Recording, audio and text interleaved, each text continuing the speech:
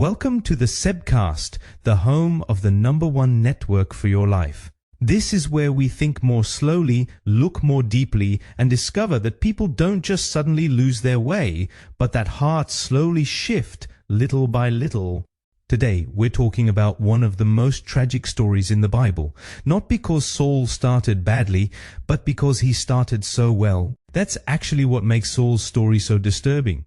If you had met him early in his life, you probably would have liked him. He started humbly, he started dependently.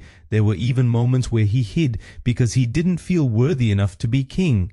He wasn't arrogant nor corrupt at the start. He looked exactly the kind of person God can use. And maybe that's the most dangerous place to be, when you start to think your good start will carry your whole story. Because many people today rely on an old version of themselves. I was always passionate. I was always close to God. I always served. I was always committed. But spiritual maturity isn't about how you started, it's about who you are slowly becoming. That's why Saul's life feels so relevant to modern people.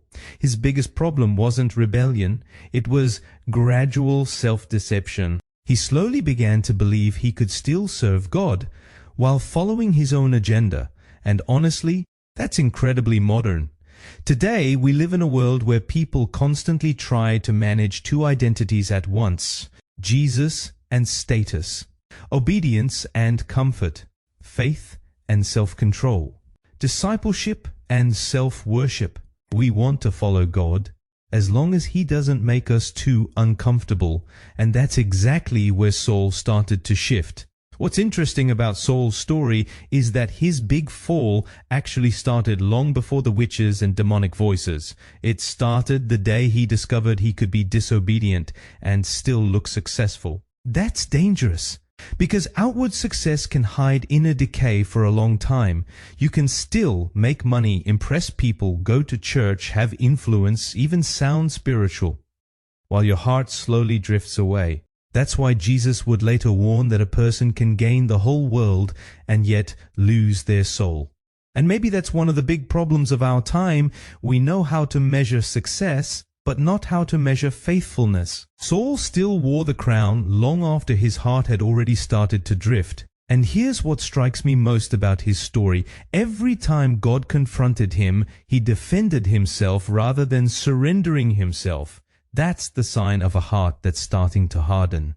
Because humble people confess, proud people explain. That's why spiritual drifting is so hard to spot. No one announces it. It usually sounds very reasonable. I'm just tired. I'm going through a tough time. I just need a bit of space. I just think differently about things now. And of course, not all these things are wrong. But sometimes there's something deeper hiding behind them. A heart that's slowly stopped listening. That's why the most important question might not be, are you still a Christian? The most important question might be, is your heart still soft enough for God to correct you? Because Saul's tragedy wasn't just that he sinned, it's that he eventually stopped turning back.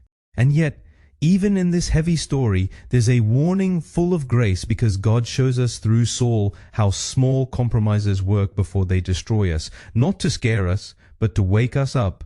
Because no one drifts closer to Jesus by accident. Closeness to God happens intentionally. One soft heart at a time. One honest prayer at a time. One act of obedience at a time.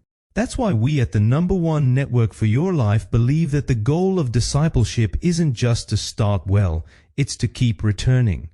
To be people who didn't just say yes to Jesus once, but who say it over and over and over again, even when it gets hard.